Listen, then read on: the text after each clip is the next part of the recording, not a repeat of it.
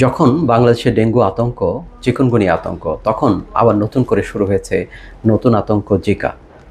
চট্টগ্রামের দুইজন মেডিসিন বিশেষজ্ঞ তাদের ব্যক্তিগত চেম্বার থেকে দুইজন রোগীকে চট্টগ্রামের এপিক হেলথ কেয়ার সেন্টারে তারা পাঠিয়েছিলেন জিকা পরীক্ষা করার জন্য, জিকা সন্দেহে। এবং সেই দুজন, একজন পুরুষ এবং একজন নারী, যাদের বয়স 40-এর বেশি, তাদের মধ্যে জিকা শনাক্ত হয়েছে।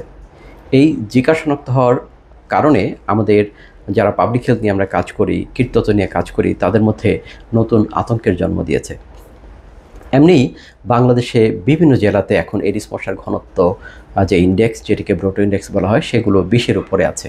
একদিকে ডেঙ্গু, চিকুনগুনিয়া, সঙ্গে যদি জিকা যুক্ত হয়, তাহলে বাংলাদেশের স্বাস্থ্য ব্যবস্থায় অনেক বেশি ঝুঁকি তৈরি করবে। এই মুহূর্তে 3টি রোগকে ম্যানেজমেন্ট করার জন্য সর্বোত্তম পন্থা হচ্ছে এডিস মশাকে নিয়ন্ত্রণ। যেহেতু এই 3টি রোগেরই বাহক হচ্ছে এডিস মশা, এডিস ইজিপ্টাই এবং এডিস অ্যালবোপিক্টাস। এবং আমরা যে মাইক্রোস্কোপে যে লার্ভাগুলো দেখছি, এগুলোই হচ্ছে এডিস মশার লার্ভা।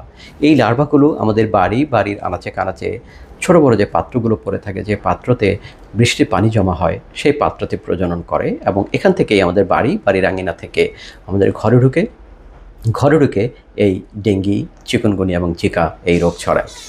যদিও জিকার যে সিমটম, সেই সিমটমটি কোনো ক্ষেত্রে খুব বেশি প্রকাশিত হয় না। তবে প্রেগনেন্ট মাদার যারা আছেন, যারা সন্তান সম্ভব বা মা, তাদের জন্য জিকা বেশ ঝুঁকি তৈরি করে।